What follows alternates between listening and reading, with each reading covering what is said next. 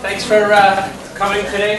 Hopefully we have a good presentation, or I know we have a good presentation here for us today. So to know who you are, first of all, AP Environmental Science, Standard and Honors Horticulture, as well as Culinary students. So thank you for being here.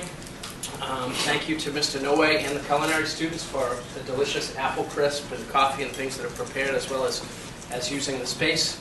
And I want to introduce someone from the planning department, the City of Quincy, Susan Kareem, who helped set up this wonderful opportunity, and she's going to introduce everyone else to you. So thank you. We hope to have a continued partnership with the City of Quincy and City Hall, and hopefully we have more opportunities like this in the future. So before we really get started, please, I know that no electronic devices in school, everyone knows that rule, but make sure you shut them off and they're on silent before we get started as well. So thank you. Susan, welcome. Thank you. Hi guys, I'm Susan Kareem. I'm one of the planners for the City of Quincy in the planning department. I'm here with two of my co-workers, Kara Chisholm, who's a planner, and Sean Glennon, who's the Director of Community Development. The planning department in the city is really interested in creating a collaborative effort with all of you guys coming up into the world on issues of sustainability. And so we've kind of formed a mini green team where we work on things like that. And in doing some research, I came across this gentleman who is a self-starter who has created his own business that speaks to a need for sustainability. And so I want to introduce Andy Brooks from Bootstrap Compost.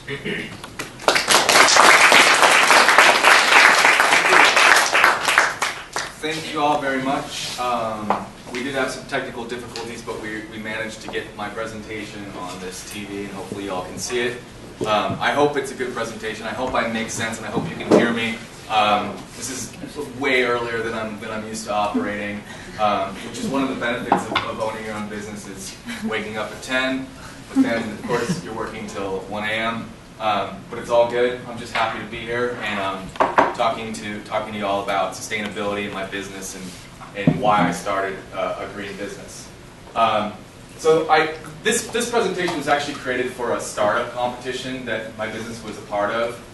We were in this competition called Mass Challenge, and it's basically like an entrepreneurial accelerator program where these judges select among virtually thousands of different startups to be in a competition right in downtown Boston, and people from all over the world apply to be part of this. And my business partner about 2 years ago said, hey, we should apply for this. And I was like, you're crazy. There's no way. That's ridiculous. There's no way they would consider us. We collect food scraps and we make compost. There's no reason why we would be, sort of recognized for that. But sure enough, we were. We were named one of 50 finalists among, again, maybe like 1,000 applicants from across the world. A JP startup getting recognized by this world-renowned organization. So that definitely said to me that we were on to something good. And now I just want to tell you a little bit about what we do. And so again, this presentation was made exclusively for that, but I use it whenever I talk to folks about what I'm up to. So this is a note that says, in case you can't see it, says, Andy, you transformed our lives. Keep up the fantastic work. And this is from one of my subscribers. I currently serve 615 households throughout Greater Boston, and close to 30 businesses. And what we do is we provide our subscribers with a 5-gallon bucket, and it has a compostable liner inside. And it's really simple. We put this on people's front stoop, and then they spend the next week throwing all their food scraps into this container. In the case, I'm assuming you're the cook, the chef who made this right here. Students made that. Okay, the students made that. So, what would some of the leftovers of the refuse be with something like this? Apple peels. Totally, like apple peels. Would you imagine? Do you have a sense of how many apple peels? A lot, right? A lot. And most likely, in most cases, they were probably discarded. Oh, not here they weren't. Okay, cool. So that's awesome. So why am I here? So in most cases, those would be thrown away. And what happens? Does anyone know what happens when you throw away organic material? They throw it into the trash where the rest of the trash goes. Yes, exactly. And unfortunately, in that environment, that material fails to receive sunlight, oxygen, and basically, in those conditions, it's unable to decompose in a proper way. So what it does is it releases greenhouse gases, harmful greenhouse gases, including methane and carbon dioxide, which contributes to global warming. So let's say like right now we're in the midst of, well, Halloween just ended, right? So, let's say like half of the people in this room had a pumpkin on their, at their house. And everybody also had like, all right. So my expertise tells me that this is about, a full bucket's about 30 pounds. This is probably about like 15 pounds. So this is 15 pounds of organic waste that, in this case, is actually going to be salvaged and used to become a nutrient-rich soil amendment, which is honorable and awesome, and that's what we want to see. In most cases, this would be going into the trash. So that's 15 pounds of organic refuse getting thrown away, which equals about 12 pounds of GHGs going into the air, greenhouse gases, which is bad. You don't want that. So, okay, back to the Halloween analogy. All right, everybody here, let's say half of us here had a pumpkin on their front stoop, and those all got tossed in the trash. And then everybody here also had like a really like silly like Halloween costume that like you're never gonna wear again, that also got thrown away, like some plastic, whatever, just like some plastic thing you buy at the store that's just like junky and you don't want anymore. Okay, so now you have pumpkins in this plastic costume in this big ball, probably wrapped inside of a garbage bag. There is no way that those pumpkins are ever going to be able to deteriorate in a way that is natural, let's say. So, point being, it's good to divert this material and to have a unique special place for it, and that special place is businesses like mine, like Bootstrap Compost, or at farms, if you know somebody who has a farm. Pigs will eat it. There's other ways to divert this material from the conventional garbage infrastructure. So we call ourselves, again, the name of the business is Bootstrap Compost, and our sort of tagline is Greater Boston's Food Scrap Go-Getters. I like the idea of, I named the business Bootstrap Compost because I like this notion of it being a community effort with everybody who contributes is sort of like lifting themselves up and lifting up the community as well. And at the time when I started the business, it was 2008, which was a really crummy time for finding work. At that time, I actually just quit my job. I was a reporter, I was a sports reporter for Harvard for nearly 10 years, and I got tired of writing about football. I got tired of the whole thing. I loved writing, I loved going to football for a living, but I was ready for a new challenge. So in 2008, I quit my job. About 3 months later, everyone's talking about like one of the worst financial crises in like 50, 60, 70, 80, 90 years. So it was just really bad timing. So I'm going, oh man, what am I going to do? Like, I thought I was going to take some time off and like come up with like something and just like live my life. But that is not what happened at all. I just could not find any work at all. It was just really a difficult time. So on New Year's Eve of 2010, I had this notion that I was going to start helping Bostonians collect food scraps, and I was going to turn this into a business that would hopefully provide an income and be useful and be something that's valued in the community. And fortunately, that's sort of what's been happening. So it's been very rewarding. So this is, I don't know if you all can see it, this is just a cartoon. You have all these kids who are freaking out by the size of this trash heap. And it says historical monument, Mount Landfill. And then the teachers tell the kids, once upon a time, people used to dump here all their waste.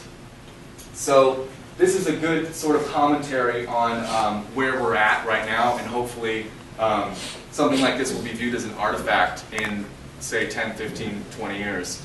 I'm close to 40 years old, and the last time I was in a high school was like 93. So it's wild to be back, and I'm happy to be back. But when I was like all your age, recycling was maybe 5, 10 years old, and it was kind of like a thing that people were really starting to embrace. And I remember telling my folks, like, they would throw away like a Coke can or something, and be like, "What are you doing? That's crazy." And all my peers knew like recycling was like the thing to do. And I think now we're at a stage where you guys might be sort of on the cusp of collecting and harnessing organic refuse. It's sort of like the new frontier. I firmly believe that. It contributes to a lot of environmental degradation, and it has inherent in it immense value, and that is specifically for growing crops. They call compost a soil amendment, and it's very useful for growing as a growing medium because it retains moisture. And you're hearing a lot about droughts right now throughout the world, really. And it's important to have something on top of the soil that's going to maintain that moisture level, especially when it's not raining. It also contains immense amount of helpful bacteria. And I'm not a scientist. I'm sure that some of you could speak even better about this than I can. I'm sure of that. In fact, if there's any like botanists or any people who like to grow in here, I would love to hear your insights. Any gardeners? I would love for some of you to help the conversation by further explaining the benefits of compost and if you use it and what it does. Go ahead. Home gardens. I love the winter time. I throw everything out there, and then the frost just decomposes this stuff. Crazy.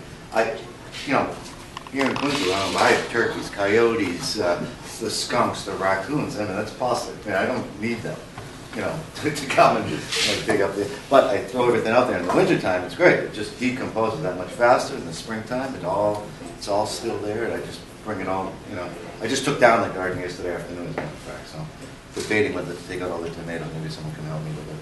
I should do that or not, all the ones that are still there as compost, or, because I don't want tomatoes sprouting up, like, on their own. Right. Whenever. But no, we compost all the time, recycle. Quincy's got a great recycle program. The school does too, for cans and. Great. Mr. Joyce being modest, his crew from Culinary at least once a week, sometimes twice a week, brings up a full bucket of that. We have three composting bins on the roof. We churn them. We try to keep them aerated. It's a little difficult, but we do try to keep them aerated. And at the beginning of every year, we mine the compost from the prior year out and use it as a soil amendment in our interior gardens. So we're aware of composting as a social good as well as an economic necessity. Ultimately, we're going to all have to recycle. I'm 60. This is, I heard about this from my parents. This is the stuff that was done in World War II.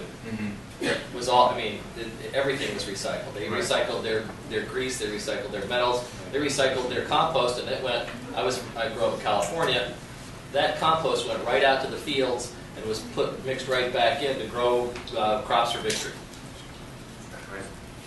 Yeah, once you start talking about compost and its worth, there are like a million things that like go off about like why it's beneficial. I guess one of the things that I do want to sort of address is that there are correct ways to compost, and there are ways that aren't necessarily wrong, but they're not as effective. And the key thing that you have to keep in mind, say if you're a home composter, is avoiding meat and avoiding very oily things, because that's very stubborn material and it's not going to decompose at the same at the same rate as say, as a piece of kale or whatever. And it's also like what you addressed on, sir, like with aerating the material. It's very important to move the material and to help it along, to physically break it down, thus like reducing the surface tension so the microbes can get to their business of decomposing this material.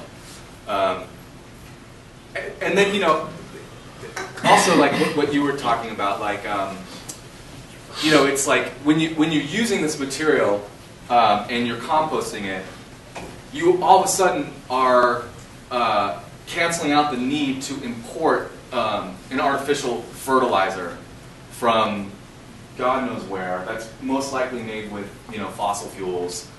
So it's a homegrown way to make a much needed commodity. So this is me visiting one of my customers in Jamaica Plain.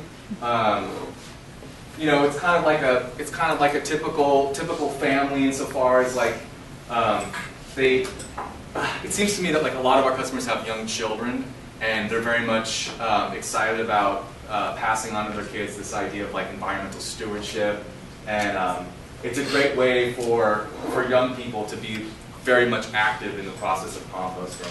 I mean, this little girl is going to grow up with like absolutely no notion of throwing away her organic material. And this sort of captures some of our customers. As I said, we do serve a bunch of businesses. We serve Gazelle, which is downtown. They recycle iPhones and electronic material, so they're in the recycling game, on their own way. The Nature Conservancy, which we've been serving for about 2 years. And what sort of makes my operation a little bit different from some of like the larger haulers or the trash companies is that we're very nimble. Like we have a pickup truck, I have a bike cart, I have a hand truck, and this allows us to operate like in the North End and downtown, and just like in alleys that nobody wants to go down because they're like way too tight and there's rats and whatever, and we can get in there with the flashlights and just be really like stealthy about it. And nobody else is going to do that. Like they're not going to do that because they're not making enough money to power their enormous trucks when their gas bill is $100,000 a month. We don't have to worry about that. We can just go get the stuff and charge people and make money and relieve them of a problem and give ourselves a source for making future compost and actually an income. So another one is American Provisions, which is a supermarket, like a small market in Southie. Trillium Brewing. It's a brand new brewer, like in Fort Point area, and they give us approximately 1,500 pounds of spent grain a week, which is just an amazing resource for making compost. It's pretty intense. I just went to a farm where we dumped a bunch of this stuff, and I like to feel how the stuff is doing, see what the heat is like, because if there's a lot of heat, it's decomposing. You know that the microbes are doing their thing and releasing. That's one of the byproducts when you see when you're driving like on a farm road and you see a compost pile steaming. That's like something that you want to see. That's a byproduct of the decomposition process. So we were out at this farm, and I noticed the spent grain, this massive pile, about as tall as me, and it was steaming like crazy. And I stuck my hand in it, and it was so hot that it was painful. It's probably like 170, 180, 180 degrees, maybe something like that. And there were, to my surprise, hundreds of maggots, which is pretty intense to see. But those are welcome things. They call them macro decomposers, which include like all different types of beetles and worms and these larger insects that help move the material just from their very movements, and they consume the material, and then they excrete what's called casings, which is basically worm poop, which is like an insanely rich resource that adds even more value to the compost. There is a phrase maybe some of you are familiar with. The gardeners call compost black gold, because it literally is that valued by the garden community. And I'm going to pass around some of our material. This is all from food scraps that we collected in Boston. And this is what happens when you wait a year and you tend to it and you take care of it and you take pride in what you're doing and you're just on the ball. You can make some pretty awesome stuff. So I'm just going to pass that around.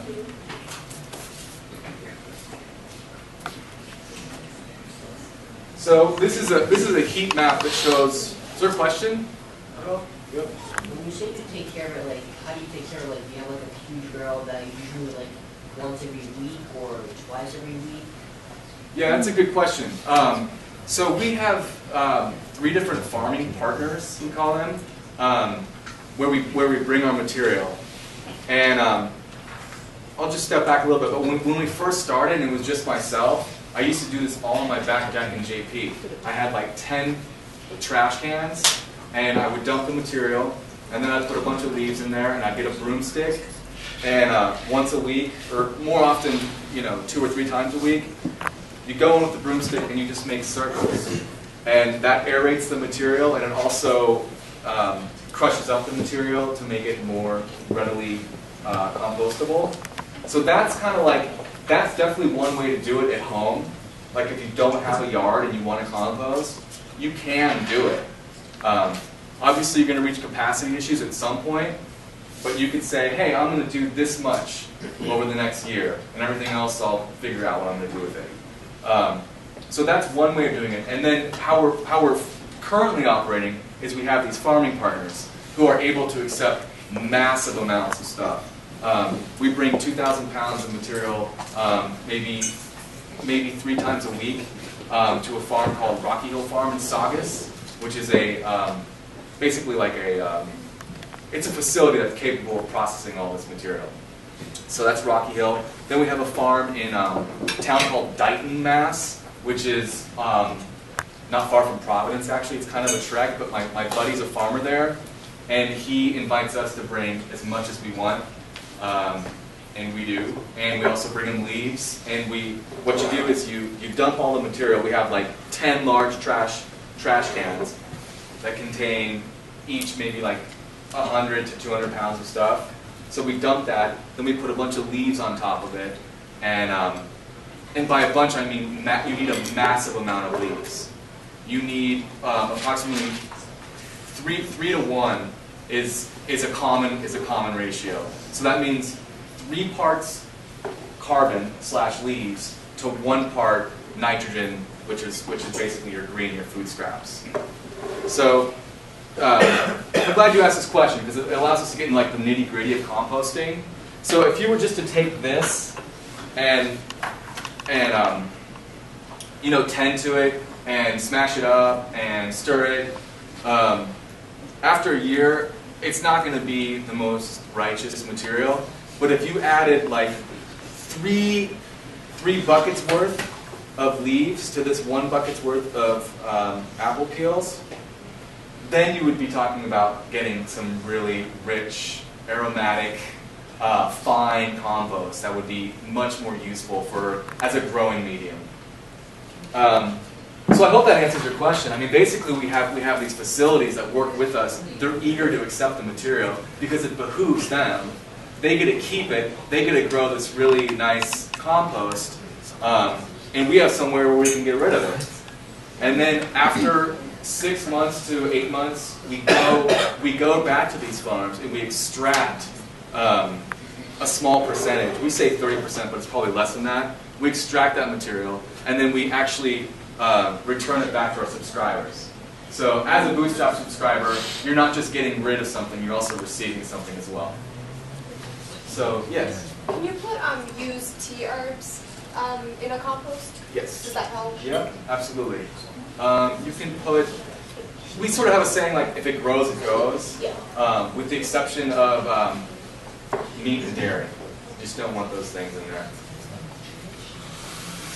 So this is just like, I'm going to show you real quick, this is a heat map of our customer density. And we started in JP, and as you can see, that is by far like one of our most popular neighborhoods that we're serving. And then Somerville and Cambridge are definitely a close second. We just started serving Quincy just this month, or in October, and we picked up 4 residential customers, and also a church called High Rock Church. So we're helping those guys take away their compostables. So it's very exciting. I always love coming to a new community. If I get burned out, like I'm always in JP, I'm always in Somerville. It's really nice to come somewhere new and sort of like spend my day like in a new place and meeting new people who are interested in composting, seeing new things. So this is just to reiterate sort of like what we just talked about. This is sort of the path of our material. It starts, at least in JP, we still use a bike trailer. So we grab the bucket, put it in the bike trailer, goes to someone's house, empty bucket. They throw the material in there, goes to a farm, spends 6 months to 8 months becoming compost. We extract it, and it goes back to that subscriber, and they're able to grow their own food, put it on a house plant, give it away as a gift, or do whatever they want with it. So this sort of illustrates my growth with the company. I started New Year's, as I said, in 2010, just with a bike trailer. Actually, prior to the bike trailer, I used just like a hand truck that could hold like 4 buckets. And I used to get on the train in JP, and my first customer was in Charlestown. And I'd get on the train with my bucket, and people would be like, what is that dude doing? People just thought I was a freak. And I met like a lot of people who were like interested in the service, just like some weirdo like on on the train with like 4 of these. But it was great. It was great marketing for the company. A lot of people like found out about us through that. So anyways, I would get on the train in JP, go to Charlestown, and then go back home. That's like maybe an hour and a half or 2 hours by the time you're like walking through the streets and going up the hill and going back down and getting on the train station, waiting for the train. And I would make $8. So I was making about $4 an hour back in the day. And now I'm making like 6. So definitely moving up. Of course, I worked like 80 hours a week. Right. So we started off with the bike, and then I took on a business partner. This is Igor Karatonikov, who is Russian-born, very much American friend of mine, and very business savvy dude who's been a great help to have on the team. So Igor, he really pushes us to branch out and to think larger. So he's like, man, we got to get a van. So that's just what we did. So we bought the van, and we were driving around this white van for about 6 months, and it was just like this weird like FBI van, and no one knew what we were doing. And then we decided it was time to splurge and get some riding on the truck. And we did that. And now my phone is ringing 10, 15, 20 times a day with inquiries about what we're up to. All positive. And then at that point, we decided that we needed a space. So that's what we did. We got a space in Charlestown. And obviously, with each of these steps, you're incurring, more expenses.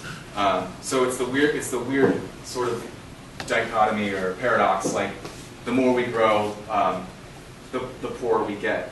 But hopefully, there's a tipping point, and that's what we're waiting for. And that's not to say that we're hoping to get, we're not in this to get rich, but we are in this to make a living that's sustainable. So this sort of outlines some of our impacts that we've had. To date, this is a little old too. We actually have 615 residential and 30 commercial subscribers. Also out of no longer this is not up to date. It says 250,000 pounds of food scraps diverted. We actually just reached 300,000 pounds yesterday. So that's how much we've collected by by truck, hand truck, bicycle, and van. 300,000 pounds of food scraps. And then I was curious for some reason yesterday. I happened to encounter a kiwi in a bucket, and I looked up to see how much a kiwi weighs. And a kiwi weighs 40 grams, the average kiwi.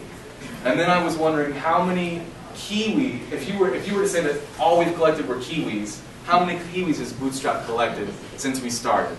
And I determined that we've collected the equivalent of 3,500,000 kiwis since we started, which I thought was pretty awesome.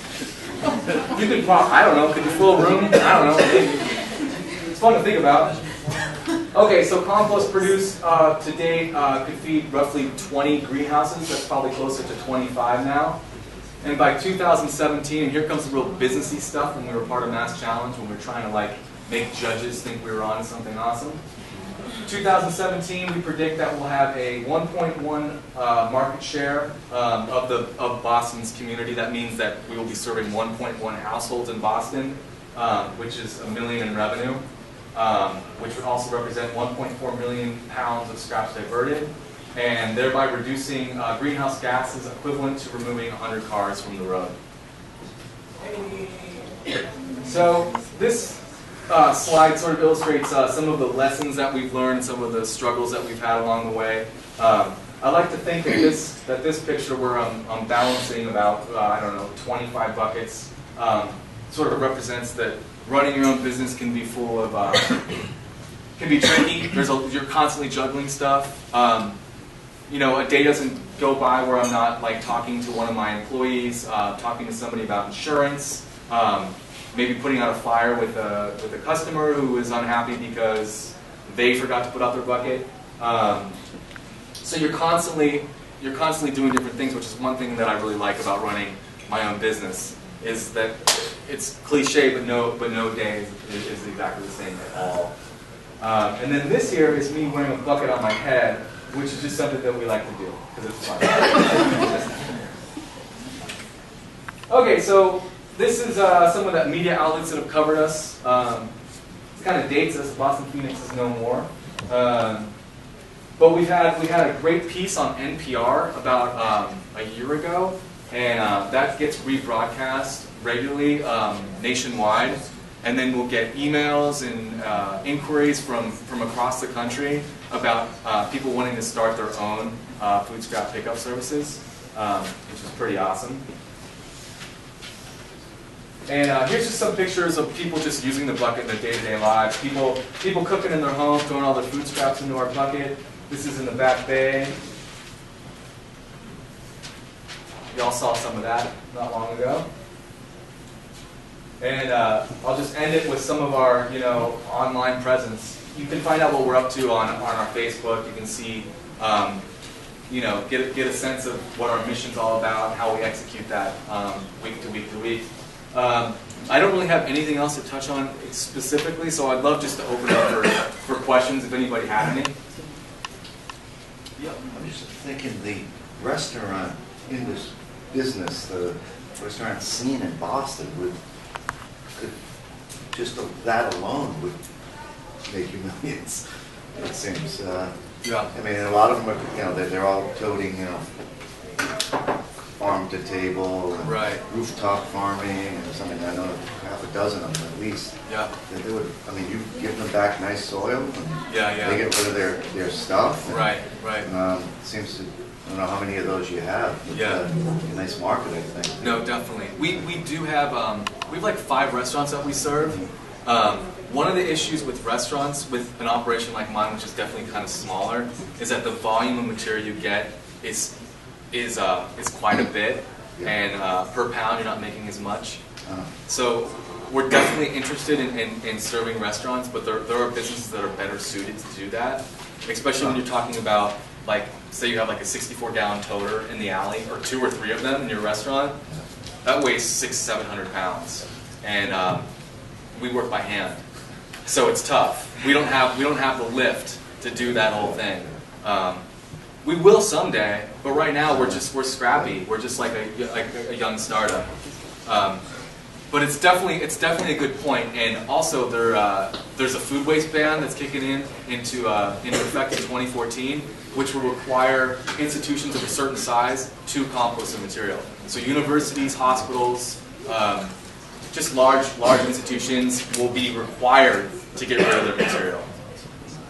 The thing that's interesting about that is nobody knows, there's no infrastructure in place. So the law was, this happens a lot in politics and in life, society. People make up laws, but then there's no way to implement that. So everybody's scrambling to figure out where this stuff's going to go, and it's going to make a select group of people pretty wealthy for sure. Let's go to Susan here. I'm wondering if you have hooked up with any food trucks, since they run on a smaller scale and it's a trending food service in the Boston area, if that's a direction that you thought about going or you have gone. We have, yeah. We're friends with May May, those gals, and we did a campaign with them where they just kept buckets in their truck, and then they sort of stacked them outside and invited their patrons to throw their material in there, and they also put their prep material in there. So that was kind of like a cross promotion thing. Yeah, it's definitely something on our radar. Yeah. Anybody else? Yep. For residential customers, do you ever have any squirrel issues with those buckets? With squirrels which you bring through on Yeah. Yeah. Absolutely. We do. We have a whole collection of lids. Fortunately doesn't happen that often, but we have a collection of lids where there's like nice bite marks. If one were to live near a lot of squirrels, Right. that have chewed through It's definitely it'd happened. be a problem. Yeah. But there are a couple tactics to combat that. One of them is putting a larger bucket, like a metal bucket, on top of your bucket, or just keeping your bucket like in the basement or just indoors. And then put it out with just Exactly. Yes. Do some people just have you pick up the compost because, like, do some people just have you do the compost but not want like the soil or anything back? People do that too. Yeah. That's a good question. On our website, when you sign up, there's a field where you can elect if you want to donate your compost or if you want it. And if you want it donated, that's definitely a huge part of our program. We donate. I just donated 60 pounds of material to the Food Project in Dorchester for their plot.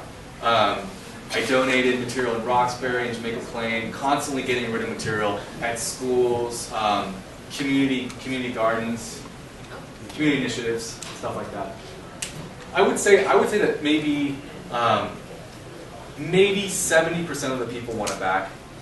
They're kind of into it. Like they're green-minded people. Anybody else? Yep. Do you have to pay for you to get the bucket and then you guys pick it up and then you get it back? How much? Yeah, that's a great question. Sort of touches on the nitty-gritty, and I totally failed to mention it is a pay service. That's how we make our money. Yeah. And we have a weekly and a bi-weekly program, and it's $8 per visit for weekly service, so $32 a month. And then for bi-weekly, it's $10 a visit. Anybody else? Yes. Do you get back more compost than what you put in? How do you, I mean, for example, if I were your customer, could I say, I'm trying to, redo my lawn or redo my yard, can I, start up with your service and then request more compost back? How does that work? Yeah, we try and honor those requests. We don't ever have a surplus that's vast enough for someone to say, like, to purchase like a cubic yard or something like that. But we will return as much as we can. This is traditionally what you get back. It's only 5 pounds. Right. But for most like urban dwellers, like it's fine. But if you wanted more, we would bring you more. Anybody else? Questions? Cool. Well, I really appreciate you guys having me today. It was really fun. I hope that was coherent. I'm excited that you guys are composting, and I don't know if it's possible. I'd love to check it out. Is that doable? Sure, absolutely. Cool. Come on up. Awesome. Great. We just got a gift from Culinary. It's going to be anaerobic. One of them's going to be definitely anaerobic until we churn it. So come on up. That's awesome. Yeah, I'd love to see it. And I want to thank Susan for having me. It was really fun. And have a great day. Thank you very much.